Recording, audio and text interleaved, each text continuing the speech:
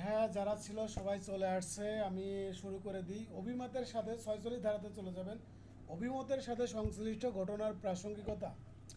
যখন বিশেষজ্ঞের অভিমতটি প্রাসঙ্গিক হয় তখন যে ঘটনা উক্ত অভিমতকে সমর্থন করে বা অসমর্থন করে সেগুলো প্রাসঙ্গিক।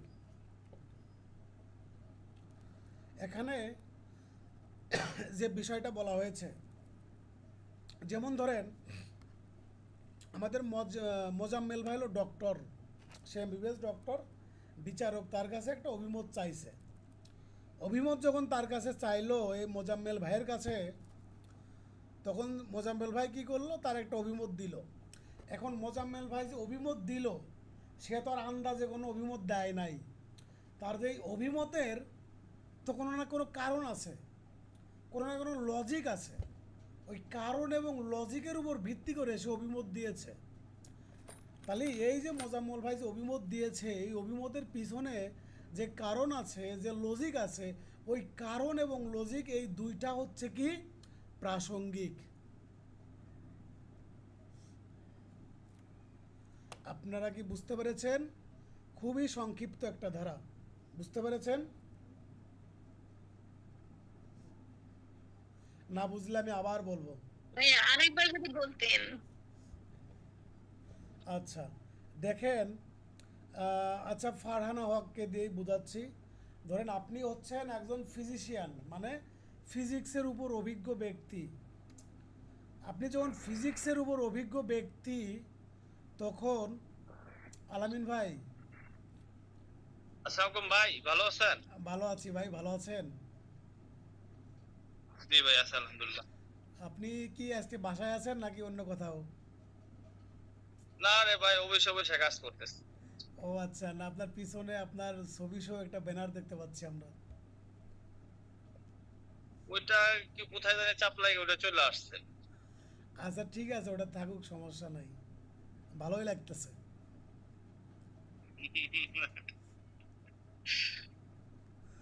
মানে একটা নির্বাচনী প্ররোচনার একটা, মানে একটা ভাব ভাব লাগতেছে, খারাপ লাগতেছে না? মনে হচ্ছে আমাদের আলামিন ভাই এমপিতে দাঁড়াবেন, আমরা সবাই ভোট দিব, সমস্যা নাই।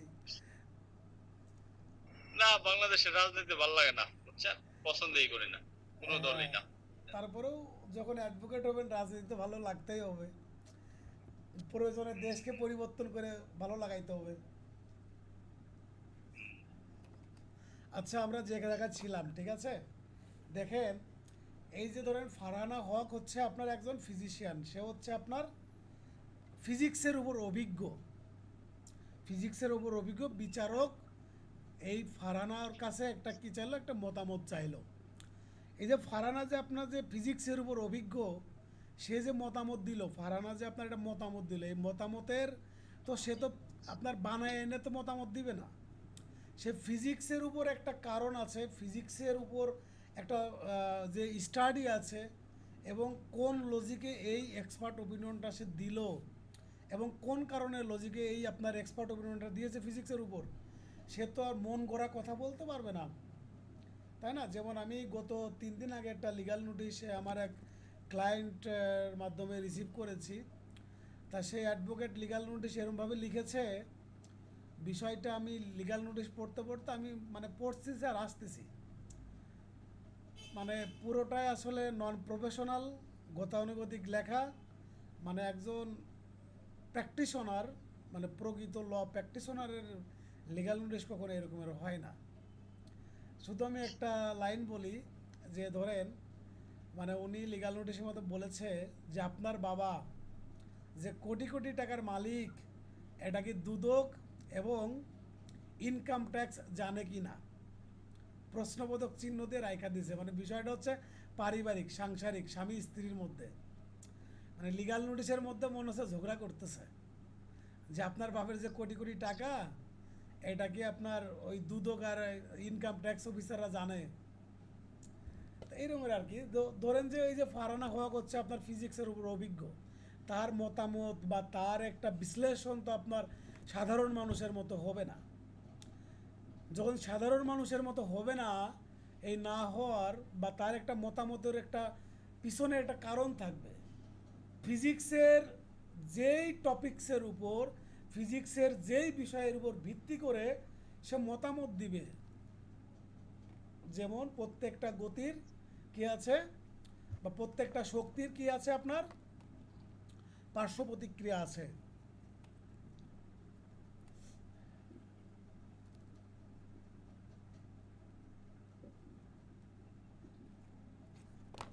নিউটনের তৃতীয় সূত্র, যদিও আমি সায়েন্সের স্টুডেন্ট না, তারপরেও পড়েছি। এখন এই ফারহানা হক যে আপনার মতামতটা দিল, এই মতামতের পিছনে যে কারণ আছে, যে লজিকে আপনার মতামত দিয়েছে, এই লজিক এবং মতামত এটা হচ্ছে প্রাসঙ্গিক, ঠিক আছে? এই মতামত এবং লজিকটা হচ্ছে কি প্রাসঙ্গিক, তার যে এক্সপার্ট ওপিনিয়ন এটাও আপনার প্রাসঙ্গিক, এবং এই মতামতের পিছনে যে কারণ আছে এই কারণটাও কি প্রাসঙ্গিক। এবার আমি 47 ধারাতে চলে যাব। দেখেন ফারহানা কি বুঝতে পেরেছেন? জি ভাইয়া। হ্যাঁ, দেখেন যে 47 ধারাতে বলতেছে হস্তলিপির প্রাসঙ্গিকতা, মানে কোনো ব্যক্তি যদি আপনার কোনো একটা দলিল লিখে থাকে এবং ওই যে আপনার যে ব্যক্তি লিখেছে তার হাতের লেখার সাথে মিলায়, এক একজন ব্যক্তির হাতের লেখা এক এক রকমের হয় না, এবং সেই ব্যক্তির হাতের লেখা কি ক্ষণে ক্ষণে পরিবর্তন হয়? পরিবর্তন হয় না, একই রকমের থাকে, এবং তার যে লেখার যে টান আছে এই টানগুলো একই রকমের থাকে। এখন আমরা অহরহ এই এক্সপার্টের কাছে পাঠাই, যে হস্তলিপি বিশেষজ্ঞের কাছে কেন পাঠাই? যে দলিলের সিগনেচার সে করে নাই, আরেকজন সিগনেচার করে দিছে, চেকে সে স্বাক্ষর করে নাই, আরেকজন চেকে স্বাক্ষর করেছে। এই যে সে আরেকজন সিগনেচার করেছে কি না এইটা পরীক্ষা করার জন্য, এইটা আপনার যাচাই করার জন্য আমরা এই 47 ধারার অধীন কোথায় পাঠাই? হস্তলিপি বিশেষজ্ঞের কাছে পাঠাই, তারা হচ্ছে এক্সপার্ট। মুশফিক ভাই একটা লেখা লিখেছে, তার নাম লিখেছে, তার নাম লেখা তো ক্ষণে ক্ষণে পরিবর্তন হবে না, তার হাতের লেখার টান এবং ধরন তো ক্ষণে ক্ষণে পরিবর্তন হবে না, তাই না? যেহেতু পরিবর্তন হবে না, তাহলে এই যারা এক্সপার্ট আছে তারা এটা বিশ্লেষণ করলে, পরীক্ষা করলে এমনিতেই বুঝতে পারবে যে মুশফিক হাওলাদার, এখানে মুশফিক লিখেছে আর হাওলাদার লিখেছে আলামিন ভাই। যেমন মুশফিক ভাই হচ্ছে আপনার আলামিন ভাইয়ের একটা চেক দিছে, চেকের মধ্যে মুশফিক ভাই শুধুমাত্র তার নাম লেখছে মুশফিক, পরবর্তীতে আলামিন ভাই আর একটু যোগ করে দিছে। কি যোগ করছে? হাওলাদার। এখন দুইজন ব্যক্তি লিখলো না মুশফিক হাওলাদার, মুশফিক লিখলো মুশফিক আর হাওলাদার লিখলো আলামিন। তাহলে এই ক্ষেত্রে এই বিষয়টা আইডেন্টিফাই করার জন্য যে এটা কি একজন ব্যক্তি লিখেছে নাকি দুজন ব্যক্তি লিখেছে, এটা কি আপনার টেম্পারিং করেছে কিনা। টেম্পারিং বলতে বোঝাচ্ছে পরিবর্তন করা, কোনো একটা দলিল পরিবর্তন করা। কোর্ট কাছারির ভাষাতে টেম্পারিং বলতে কোনো কিছু পরিবর্তন করা। হ্যাঁ, তাহলে এই ক্ষেত্রে আপনার যেই ব্যক্তি অভিজ্ঞ তার মতামত আমরা নিতে পারি। এখন ধরেন যে আপনার 3 শ্রেণীর ব্যক্তি হস্তলিপি বিষয়ে কি করতে পারে, বিশেষজ্ঞ হইতে পারে।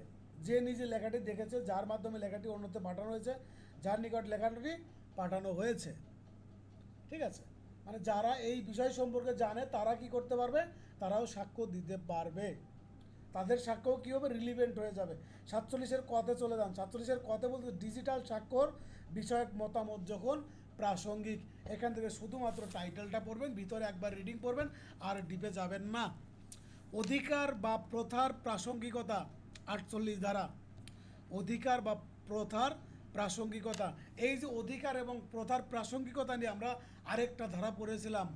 কেউ একজন বলেন তো কত নম্বর ধারা পড়েছিলাম? বলেন বলেন, না বলতে পারলে কিন্তু আমার ব্যর্থতা, আপনাদেরও ব্যর্থতা। কে বলবেন, কে বলতে পারবেন বলেন। এই যে অধিকার বা প্রথা সম্পর্কে আমরা আরেকটা ধারা পড়েছিলাম, সাক্ষ্য আইনেরই আমরা পড়ে আসছি, আগে পড়ে আসছি। হ্যাঁ ভাইয়া, এই 13 ধারায়। হ্যাঁ, 13 ধারাতে পড়ে আসছিলাম। আপনারা যারা বলতে পারলেন না তাদের আমি কিছু বলবো না, আপনারা বুঝে নেবেন যে আপনাদের পড়ালেখা আরেকটু ভালো করে করা উচিত। দেখেন, এই যে 13 ধারা এবং 48 ধারা দুইটাকে এক করে পড়বেন, দুইটাকে এক করে পড়বেন, কারণ দুইটা ধারা টাইটেল, দুইটা ধারাতে একই বিষয়ের কথা বলা হচ্ছে। অধিকার এবং প্রথা সম্পর্কে যে ব্যক্তি জানে 200 বছর আগের কুয়া ব্যবহার হয়ে আসতেছে, এই বিষয় সম্পর্কে যারা জ্ঞাত আছে তাদের অভিমত কী হবে, প্রাসঙ্গিক হবে। তারপরে চলে যান 49 ধারাতে, প্রচলিত রীতিনীতি ইত্যাদির প্রাসঙ্গিকতা। কোনো পারিবারিক, প্রাতিষ্ঠানিক, ধর্মীয় রীতিনীতি সম্পর্কে যিনি জানেন তার অভিমত প্রাসঙ্গিক। যেমন ধরেন শিখ সম্প্রদায় আছে না, শিখ সম্প্রদায়ও তারা ধরেন যে আরও 500 বছর বা 1000 বছর আগে থেকে একটা প্রথা, রীতিনীতি তারা পালন করে আসতেছে। এখন এই বিষয় সম্পর্কে যারা জানে, বিষয়টা যারা অবগত আছে, তাদের মতামত কী হবে, প্রাসঙ্গিক হয়ে যাবে। এখন 48 ধারা আর 49 ধারা দুইটাকে আপনারা গোলায় ফেলবেন না। একটাকে বলা হচ্ছে প্রচলিত রীতিনীতি ইত্যাদির প্রাসঙ্গিকতা, আরেকটা বলা হচ্ছে আপনার অধিকার বা প্রথার প্রাসঙ্গিকতা। এই 48 এবং 49 ধারার ইংরেজি টাইটেলটা আপনারা মাস্ট মুখস্থ করবেন। অবশ্যই 48 এবং 49 ধারার টাইটেলটা আপনারা কি করবেন, মুখস্থ করবেন। এই দুইটা ধারার ইংরেজি টাইটেলের উপর আপনাদের বাংলা টাইটেল নির্ভর করবে, এবং এইটার উপর আপনাদের প্রশ্ন আসতে পারে। ইংরেজি টাইটেল উঠাই দিয়ে বলবে কত ধারাতে বলা আছে, তখন যখন বলবে এটা, তখন আপনারা পরীক্ষার হলে বসে কি করবেন, কলম কামড়াবেন আর বলবেন এটা কি 49 ধারাতে আছে নাকি 48 ধারাতে আছে। কনফিউশন ক্রিয়েট হবে। ভাই একটা সুতরাং প্রশ্ন ছিল। এই কনফিউশন দূর করার জন্য আগে থেকে আপনাদের যেখানে যেখানে কনফিউশন হইতে পারে সেখানে সেখানে আপনাদের ক্লিয়ার করে নিতে হবে। ফারহানা বলেন। ভাইয়া, প্রথা এবং রীতিনীতির মধ্যে পার্থক্য কি? প্রথা এবং রীতিনীতির মধ্যে পার্থক্য, বেয়ার একটা চলে যান, বেয়ার অ্যাক্টের আপনার ইংরেজিতে চলে যান। একটা হচ্ছে কাস্টমস আর একটা হচ্ছে ইউজেস। একটা হচ্ছে কাস্টমস আর একটা হচ্ছে ইউজেস, দুটার মধ্যে পার্থক্য আছে।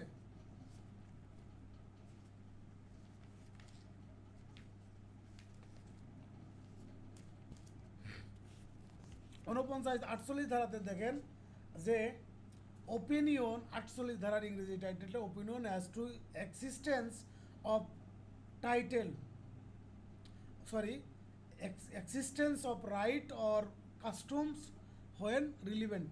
এখানে কি বলছে, রাইট এবং কাস্টমস।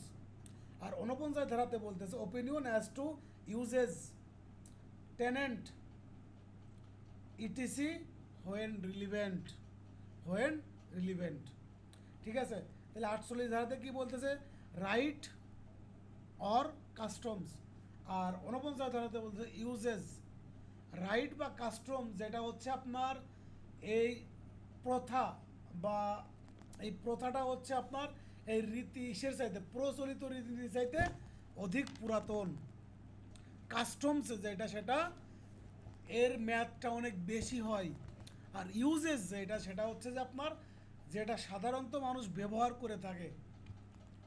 যেমন ধরেন ফারহানা হক, আপনি যখন কোনো একটা কথা বলেন বা আপনার কথা বলার মধ্যে আপনার চালচলনের মধ্যে কিছু এক্সেপশনাল কিছু বৈশিষ্ট্য আছে না, যে বৈশিষ্ট্যগুলো অন্য কোনো কারোর মধ্যে নাই।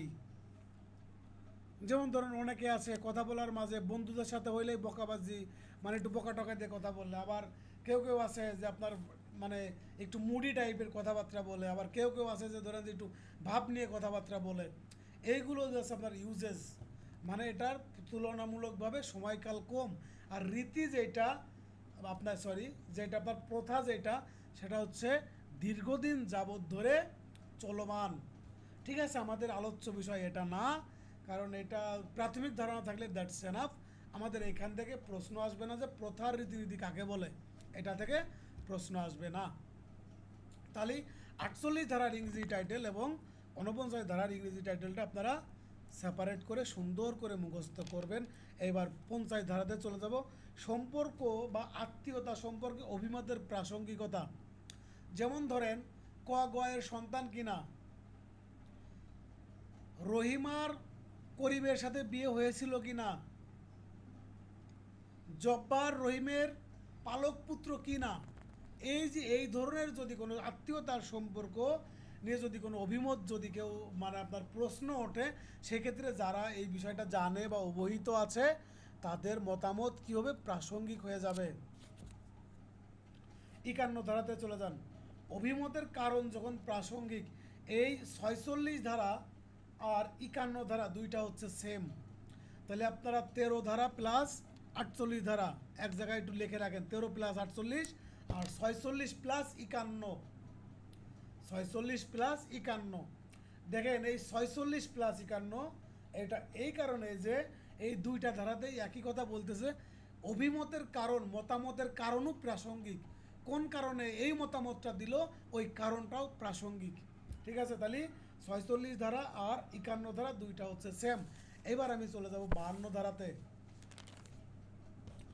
দেওয়ানি মামলায় পক্ষধয়ের চরিত্রের অপ্রাসঙ্গিকতা। দেখেন 52 ধারাতে টাইটেলটা দেখেন, দেওয়ানি মামলায় পক্ষধয়ের চরিত্রের অপ্রাসঙ্গিকতা।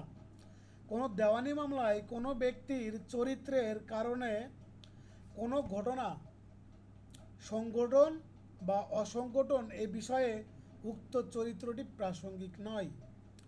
দেওয়ানি মামলা কোন ক্ষেত্রে হয়ে থাকে, জমি জমা সংক্রান্ত, কোনো পদ সংক্রান্ত। এখানে ওই ব্যক্তির চরিত্র কীরকমের ছিল এটা কখনোই রিলিভেন্ট না, বা এটা কখনো প্রাসঙ্গিক না। তবে প্রাসঙ্গিক হইতে পারে দুইটা ক্ষেত্রে। একটা হচ্ছে যখন চরিত্রটাই যখন ইস্যু হয়ে দাঁড়ায়, মানে চরিত্রই হচ্ছে আপনার মামলার মূল ফ্যাক্ট, চরিত্রই হচ্ছে মামলার মূল বিষয়, সেক্ষেত্রে চরিত্রটা হচ্ছে কি আপনার রিলিভেন্ট হয়ে যাবে, তাছাড়া রিলিভেন্ট হবে না। আরেকটা হচ্ছে যে ক্ষতিপূরণের মামলার ক্ষেত্রে, ক্ষতিপূরণের মামলার ক্ষেত্রে চরিত্র প্রাসঙ্গিক, ক্ষতিপূরণের মামলার ক্ষেত্রে চরিত্র প্রাসঙ্গিক। কেন প্রাসঙ্গিক আমি জাস্ট একটা উদাহরণ দিব। দেখেন একজন রিক্সা চালক, সে আপনার 10 কোটি টাকার মানহানির মামলা করেছে। একজন রিক্সা চালক 10 কোটি টাকার মানহানির মামলা করেছে। আমি কোনো প্রফেশন, কোনো পেশা, কোনো ব্যক্তিকে ছোট করতেছি না বা ছোট করব না, কিন্তু বাস্তবতার প্রেক্ষিতে আপনার একজন মানুষকে যেভাবে মূল্যায়ন করা হয় সেভাবেই আমরা পড়তে হবে। কিন্তু আমরা কোনো মানুষকে অসম্মান কখনো করব না, কোনো মানুষকে ছোট করব না, কোনো প্রফেশনকে আমরা ছোট করব না। দেখেন একজন রিক্সা চালক 10 কোটি টাকার মানহানির মামলা করতেছে। একজন ব্যক্তি রিক্সা চালকে একটা বকা দিয়েছে বা এরকমের কয়েকটা কথা বলেছে যার তার মানে লেগেছে, এখানে তার ক্ষতি হয়েছে কয় টাকা, 10 কোটি টাকা। 10 কোটি টাকার আত্মসম্মান ক্ষতি হয়েছে। এখন ওই ব্যক্তি দেখা গেল ওই রিক্সা চালকের 10 কোটি টাকার মান নাই, 10 কোটি টাকার সম্মান তার নাই, কিন্তু সে মামলা করে গেছে 10 কোটি টাকার। এখন দেখা যাচ্ছে যে ওই রিক্সা চালক মামলা সাক্ষ্য গ্রহণের ক্ষেত্রে যে ওই রিক্সা চালক আপনার প্রফেশনালি অভ্যাসগতভাবে সে আরও কয়েকজনের বিরুদ্ধে এই মানহানির মামলা করেছে।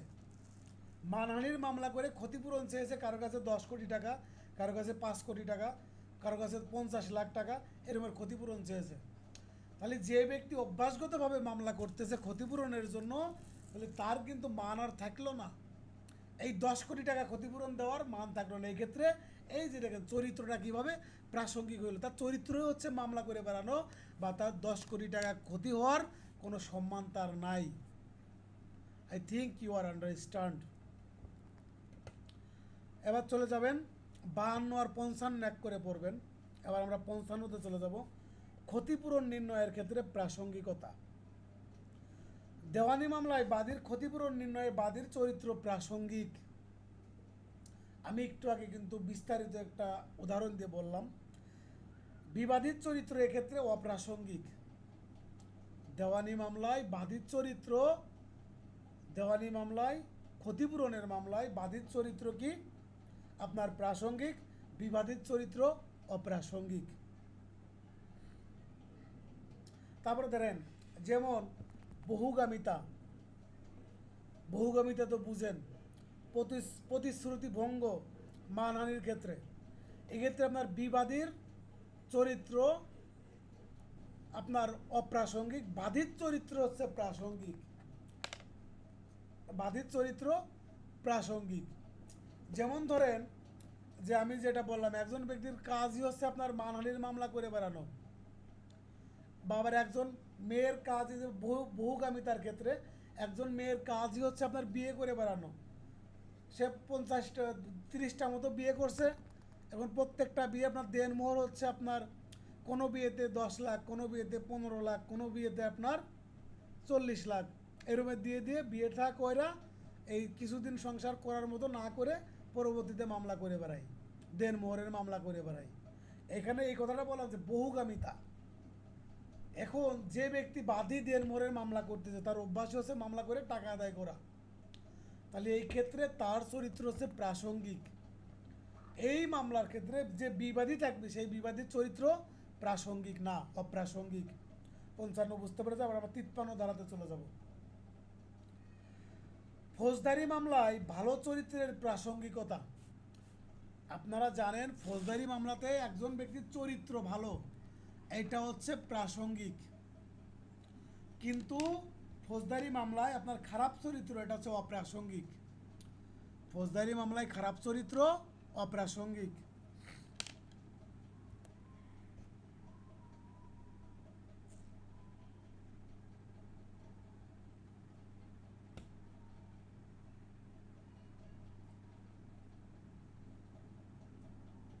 আমার একটা কোয়েশ্চেন ছিল, এখন ফৌজদারি মামলা কি ভালো চরিত্র করে, যখন হয় সেটা কি খারাপ চরিত্র আসে না? বুঝি না, আবার বলেন, ক্লিয়ার করে প্রশ্ন করেন। মানে ফৌজদারি মামলার ভালো চরিত্র হচ্ছে প্রাসঙ্গিকতা, যেটা বললেন যে ভালো চরিত্র ফৌজদারি মামলার একটা ভালো দিক। এখন তো দেখা গেল ঠিক আছে সে ভালো দিক তার চরিত্র, এখন তো সে তো অপরাধে জড়িয়ে গেল। হ্যাঁ, তারপরে এখন কি হবে? আপনার প্রশ্নটা কি? প্রশ্নটা বলেন, ক্লিয়ার করেন। যে ভালো চরিত্রর যারা দিক আছে প্রাসঙ্গিকতা থাকলেও তো তারা মামলা জড়াইতে পারে, এটা বলতে চাচ্ছি আর কি। দেখেন, ফৌজদারি মামলায় ভালো চরিত্র প্রাসঙ্গিক, খারাপ চরিত্র অপ্রাসঙ্গিক। তবে 3টা ক্ষেত্রে খারাপ চরিত্র প্রাসঙ্গিক, 3টা ক্ষেত্রে প্রাসঙ্গিক। যেমন ধরেন, যদি পূর্বে উক্ত আসামির চরিত্র ভালো ছিল এই বিষয়ে সাক্ষ্য দেওয়া হয়। একজন ব্যক্তি কোর্টে হাজির হইল, কোর্টে হাজির হয়ে সে সাফাই গাচ্ছে যে সে অনেক ভালো মানুষ, চরিত্র ভালো, হ্যান ত্যান ডট ডট ডট ডট, কিন্তু দেখা গেল তার পিসিপিআরে মামলা আছে 10-12টা। পিসিপিআর মামলা বলতে পূর্বে আরও এই একই ক্যাটাগরির সেম নেচারের আরও 10-12টা মামলা আছে। তার মানে কি প্রমাণিত? তার চরিত্র খারাপ প্রমাণিত হয়ে গেল না? একজন ব্যক্তিকে ধরেন যে নর্মালি ভালো চরিত্র তার, এটা হচ্ছে আপনার প্রাসঙ্গিক, কিন্তু যখন ওই ভালো চরিত্র সম্পর্কে সাক্ষ্য প্রদান করা হবে বা কোনো ব্যক্তি ছাপাই গাইতে সাক্ষ্য দিবে, তখন সেটা কী হয়ে যাবে? আপনার প্রাসঙ্গিক হয়ে যাবে।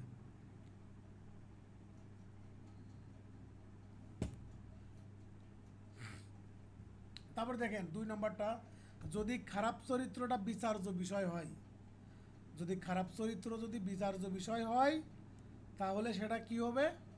আপনার প্রাসঙ্গিক হয়ে যাবে। খারাপ চরিত্র বিষয়ে পূর্ববর্তী দণ্ডাদেশ প্রাসঙ্গিক। কোনো একজন ব্যক্তির চরিত্র খারাপ ছিল, এই বিষয়ে পূর্বে আদালত কোনো রায় দিয়েছিল, এই রায়ে ওই ব্যক্তির কারাদণ্ড হয়েছিল, দণ্ডাদেশ। খারাপ চরিত্র হিসেবে পূর্ববর্তী মামলায় কি হয়েছে? তার দণ্ডাদেশ হয়েছে। যখন দণ্ডাদেশ হবে তখন সেটা কি হয়ে যাবে? প্রাসঙ্গিক হয়ে যাবে। তখন সেটা প্রাসঙ্গিক হয়ে যাবে। তাহলে 52 আর 55 এক জায়গা করে পড়বেন, আর 53 আর 54 এক জায়গা করে পড়বেন। এখানে এই যে আপনার পূর্ববর্তী দণ্ডাদেশ যে কথাটা বলা আছে, এইটাতে আপনারা কি করবেন? একটু দাগ দিয়ে রাখবেন, এখান থেকে প্রশ্ন হবে। আর যে 3টা ক্ষেত্রে খারাপ চরিত্র প্রাসঙ্গিক, এইখান থেকে লিখিত প্রশ্ন আসতে পারে এবং পিলিউ প্রশ্ন আসবে। সুতরাং এই ধারার এই যে 3টা ক্ষেত্র, এটা একটু ভালো করে পড়বেন। এবং এই 52 থেকে 55 ধারা, এই ধারাগুলো একটু গুরুত্বপূর্ণ আছে এবং এইখান থেকে প্রশ্ন আসে। ঠিক আছে? তারপর দেখেন 52 থেকে 55 ধারায় চরিত্র শব্দটি দ্বারা মানুষের সুনাম বা স্বভাব উভয়কেই বোঝায়। Reputation and disposition, reputation and disposition, চরিত্র বলতে কি বোঝায়? যদি আপনাদের সাক্ষ্য হয় না, যদি কোথাও প্রশ্ন আসে, পরীক্ষাতে তো দিয়েও দিতে পারে যে চরিত্র বলতে কি বুঝেন, যেহেতু সাক্ষ্য হয় না, চরিত্র সম্পর্কে ভালোই বলা আছে, কয়েক জায়গায় বলা আছে, তাহলে কি বলবেন? মানুষের সুনাম বা স্বভাব। তাহলে রেপুটেশন অ্যান্ড ডিসপোজিশন। যে সকল ঘটনা সাক্ষ্য দিয়ে প্রমাণ করার প্রয়োজন নেই, সেটা হচ্ছে 3টা বিষয়। একটা হচ্ছে আইনের মাধ্যমে পক্ষগণের অনুকূলে অনুমানযোগ্য বিষয়, যেটা আপনার অনুমানযোগ্য বিষয়, বিচারকের দৃষ্টিগোচরের বিষয়, আর একটা হচ্ছে স্বীকৃত বিষয়। এখন যেই বিষয়টা বিচারক আপনার তার জুডিশিয়াল নোটিশে নেবেন, সেটা প্রমাণ করার প্রয়োজন নাই। ঠিক আছে? আমরা এখন এই 56 ধারা থেকে 58 ধারা পর্যন্ত পড়ব। সুতরাং এখানে বলা হচ্ছে যে আপনার জুডিশিয়াল নোটিশের কথা বলা হচ্ছে। জুডিশিয়াল নোটিশ বলতে বোঝাচ্ছে কি, এটা আপনাদের একটু বুঝতে হবে। যেমন ধরেন বাংলাদেশের আইন, বাংলাদেশের আইন তো বাংলাদেশেই বলবৎযোগ্য আছে। বা যেমন ধরেন যে পাকিস্তান ইন্ডিয়াতে হামলা করেছে, একটা বোম মেরেছে, এই বিষয়টা বিচারক চোখে দেখতেছে না, কানে শুনতেছে না, খবর দেখতেছে না, সে তো এই বিষয়টা দেখতেছে, সে নিজেই এই বিষয়ে অবগত আছে, সে এই বিষয়ে নিজেই অবগত আছে এবং জানে। এটা প্রমাণ করা, এর সততা প্রমাণ করার আর প্রয়োজন নাই। যেই বিষয়টা বিচারক নিজেই অবগত আছে, এই বিষয়টাকে বলা হচ্ছে জুডিশিয়াল নোটিশে নেওয়া, বা জুডিশিয়াল নোটিশে আছে, বা বিচারকের দৃষ্টিগোচরে আছে। বা যদি না থাকে তাহলে আপনি কি করতে পারেন? বিচারকের দৃষ্টিগোচরে দিতে পারবেন। দেখেন আদালতের যে সকল বিষয় আদালতে জানা আছে এবং যেগুলো প্রমাণ করার প্রয়োজন নেই, মানে যে বিষয়টা আদালত নিজেই জানে, বিচারক নিজেই জানে, সেটা প্রমাণ করার প্রয়োজন নেই, প্রয়োজন হয় না, তাকে জুডিশিয়াল নোটিশ বলে। তাহলে পরীক্ষাতে যদি আসে যে জুডিশিয়াল নোটিশ কাকে বলে, তাহলে কি উত্তর করবেন? যে যেই বিষয়টা আপনার আদালতের বা বিচারকের দৃষ্টিগোচরে আছে, যে বিষয়ে বিচারক অবগত আছেন, সেই বিষয় প্রমাণ করার প্রয়োজন হয় না। যেমন ধরেন যে স্পেশাল পাওয়ার অ্যাক্টের 15 ধারা, এই 15 ধারা বিচারক তো জানেই, আইনে তো আছে। এটা আপনি যে বিচারকের সামনে যে প্রমাণ করবেন যে সম্মানিত বিচারক সুনির্দিষ্ট প্রতিকার এই স্পেশাল পাওয়ার অ্যাক্টের বা বিশেষ ক্ষমতা আইনের 15 ধারাতে সাবর্টেশনের কথা বলা আছে, এরম এরম বলা আছে, এই বিষয় ডট ডট ডট। বিচারক এটা জানে, এটা বাংলাদেশের আইন, বাংলাদেশের আইন প্রমাণ করার প্রয়োজন নাই। দেখেন, বিচারকের দৃষ্টিগোচর বিষয়সমূহ প্রমাণ করার প্রয়োজন নাই। এটা হচ্ছে 56 ধারাতে বলতেছে fact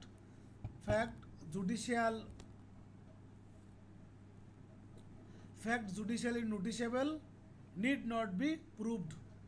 fact judicially noticeable need not to be proved. যে সকল বিষয় কোনো বিচারক হিসেবে দৃষ্টিগোচরে নেন সেগুলো প্রমাণ করার প্রয়োজন নেই। এই যে আপনাদের 56 ধারার টাইটেল, 57 ধারার টাইটেল, ইংরেজি টাইটেল, এই দুইটা টাইটেল আপনাদের মুখস্থ রাখতে হবে। এই টাইটেল হুবহু উঠাই দিয়ে বলবে কোন ধারাতে বলা আছে। দেখেন, fact judicially noticeable need not to be proved, আর 57 ধারাতে বলতেছে fact of which court must be take judicial notice. যে সমস্ত ঘটনা আদালতকে অবশ্যই বিচারক হিসেবে দৃষ্টিগোচরে নিতে হবে, মানে নিতে বাধ্য। আবার 58 ধারাতে বলতেছে fact admitted need not to be proved. যে ঘটনাগুলো বা স্বীকৃত বিষয়সমূহ প্রমাণ করার প্রয়োজন নাই।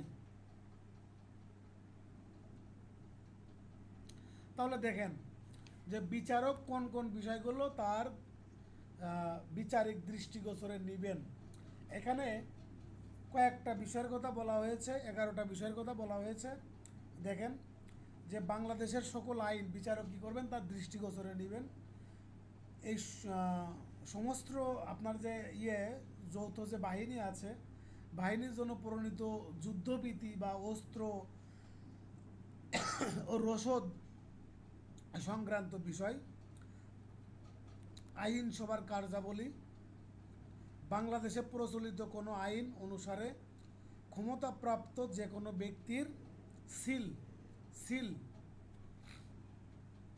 আদালতে উপস্থিত থেকে মামলা পরিচালনায় ক্ষমতাপ্রাপ্ত সকল অ্যাডভোকেট এবং অন্যান্য ব্যক্তির নাম।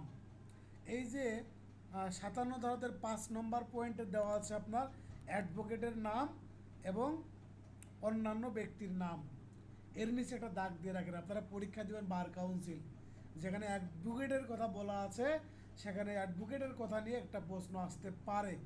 এই আপনার আদালতে উপস্থিত থেকে মামলা পরিচালনায় ক্ষমতাপ্রাপ্ত সকল অ্যাডভোকেটের এবং অন্যান্য ব্যক্তির নাম, এর নিচে একটা দাগ দিয়ে রাখেন। বাংলাদেশের ভূখণ্ডসমূহ, স্থল ও সমুদ্র পথের নিয়মাবলী, আদালতের সিলসমূহ, আদালতের কর্মকর্তা ব্যক্তিসমূহ, সরকারি পদে কোনো ব্যক্তির যোগদান সংক্রান্ত গেজেট, বাংলাদেশ কর্তৃক স্বীকৃত অন্য কোনো দেশের রাজা রানীর অস্তিত্ব, উপাধি ও জাতীয় পতাকা, বাংলাদেশের সাথে অন্যান্য রাষ্ট্রের যুদ্ধ আরম্ভ হওয়া, শেষ হওয়া এবং বলবৎ থাকা, এই বিষয়গুলো, এবং সময়ের বিভাজনসমূহ, ভৌগোলিক বিভাগসমূহ, সরকারি ছুটি এবং উৎসব এবং সময়ের বিভাগ। যেমন ধরেন যে আপনার 11:59 PM, এরপরে কি হয় 12টা AM, সময়ের বিভাজন। 6 ঘন্টা পর পর জোয়ার ভাটা হয়। তারপরে আপনার 28 দিনে এক চন্দ্র মাস হয়। এই যে বিষয়গুলো আছে, সূর্য পূর্ব দিকে ওঠে, পশ্চিম দিকে অস্ত যায়, এই যে এই বিষয়গুলো কি করবেন, বিচারক তার বিচারিক দৃষ্টিগোচরে মানে জুডিশিয়াল নোটিশে নেবেন। এই যে 56, 57, 58 এই তিনটা ধারার টাইটেল আপনাদের একটু কনফিউশন ক্রিয়েট করবে। যখন কনফিউশন, যেখানেই দেখবেন কনফিউশন সেখানেই হবে নতুন প্রশ্ন, যেখানেই আপনাদের কাছে কনফিউশন মনে হবে সেখান থেকে হবে কি ক্রিয়েটিভ প্রশ্ন। তাহলে 56 ধারাতে আমরা কি পাইলাম যে fact judicially noticeable need not be proved. আবার 57 ধারাতে বলতেছে fact of which court must take judicial notice. আর 58 ধারাতে বলতেছে যে fact admitted need not be proved.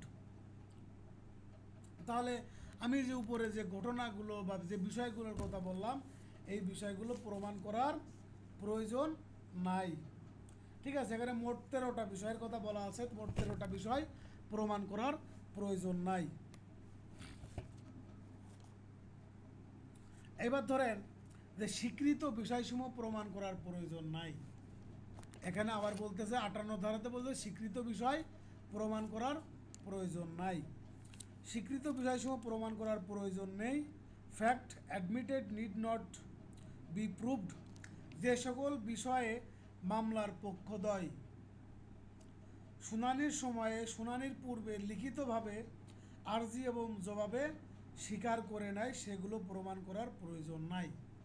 যে বিষয়গুলো অপরপক্ষ স্বীকার করে নিচ্ছে সে বিষয়গুলো প্রমাণ করার প্রয়োজন নেই। আচ্ছা, আমি এই যে 58 ধারার মাধ্যমে আজকের ক্লাস আমি শেষ করে দিব। এখন জাস্ট আমি আপনাদের একটু কয়েকটা কথা বলতেছি, আপনারা মনোযোগ সহকারে শুনবেন। দেখেন, আমি আপনাদের বলছি যে আমি এই আগামী 7-8 দিন মধ্যে একটু ছুটিতে থাকবো। ছুটিতে বলতে আপনাদেরকে আমি বিশ্রাম দিব না, শুধুমাত্র ক্লাসটা স্টপ থাকবে, কারণ গ্রামে নেট সমস্যা। আমি কমফোর্টেবল আসলে কী করতে পারবো না, ক্লাস নিতে পারবো না, এতে আপনারাও ডিস্টার্ব হবেন, আমি নিজেও ডিস্টার্ব হব। ঠিক আছে, সো এই কয়েকদিন আপনাদের ক্লাস বিরতি, এর মধ্যে আপনাদের কন্টিনিউয়াসলি পরীক্ষা চলবে। এবং আমি বলেছি 58 ধারা পর্যন্ত আপনাদের আগামী শনিবারে পরীক্ষা নিব আমি। তারপরে গিয়ে আমি এসআর অ্যাক্ট অথবা তামাদি আইনের একটা পরীক্ষা নিব, যেটা আমি আগে নিয়েছি ওইটা বাদ দিয়ে পরেরটা নিব, সেটা আমি চেক করে নিব। আর আপনাদের এই কয়েকদিনের মধ্যে আপনাদের পড়তে গিয়ে কোথাও যদি অসুবিধা হয় তাহলে আমাকে SMS করবেন, ভয়েস দিবেন, কল করবেন। ভয়েস, কল এবং SMS এইগুলোতে কোনো সমস্যা নাই। এবং আমি যে পরীক্ষার শিডিউল দিব, পরীক্ষাগুলো একদম খুব মনোযোগ সহকারে দিবেন। দেখেন, দায়িত্ব আপনাদের, অ্যাডভোকেট হবেন আপনি, আপনার রেসপন্সিবিলিটি থাকতে হবে, আপনার একটা আগ্রহ থাকতে হবে। সো আমি যেভাবে আপনাদের বলবো ওইভাবে আপনারা, এবং আপনাদের ভালো আপনারা বুঝতে পারবেন। সো এইটা বুঝে আপনারা আপনাদের মতো পড়ালেখা করবেন। আর কোথাও সমস্যা হলে আমাকে অবশ্যই জানাবেন। আর লাস্ট কথা হচ্ছে যে আমি যেহেতু ছুটিতে থাকবো, গ্রামে থাকবো, এখন আপনাদের যদি যারা এখানে আছেন সবার যদি সুবিবেচনা বা এবং অন্যান্য সকল বিষয়ের উপর বিবেচনা করে যারা আছেন, যদি আপনাদের যদি সমস্যা না হয় বা ফাইন্যান্সিয়াল যদি কোনো সমস্যা না হয়, তাহলে আপনারা আগামী 30 তারিখের মধ্যে আপনারা একটু চেষ্টা করেন যে আপনাদের সামর্থ্য অনুযায়ী যে যতটুকু পারেন একটু পে করেন। ঠিক আছে, এটা হচ্ছে আপনাদের ম্যান্ডেটরি না, আমি জাস্ট একটা প্রস্তাব রাখলাম বা একটা বললাম। এক্ষেত্রে আপনাদের যদি সুবিবেচনা এবং অন্যান্য বিষয়গুলো হয় তাহলে সেটা আমার জন্য ভালো লাগবে। ঠিক আছে, এখন যদি কারো সমস্যা থাকে তাহলে সেটা আলাদা বিষয়, তাদের সমস্যা নাই। আর যদি পসিবল হয় তাহলে ইনশাল্লাহ আপনারা কি করবেন, আগামী 30 তারিখ বা 1-2 তারিখের মধ্যে আপনারা একটু চেষ্টা করবেন। ঠিক আছে, আপনাদের কারো কি কোনো বক্তব্য আছে, কেউ কোনো কিছু বলতে চান?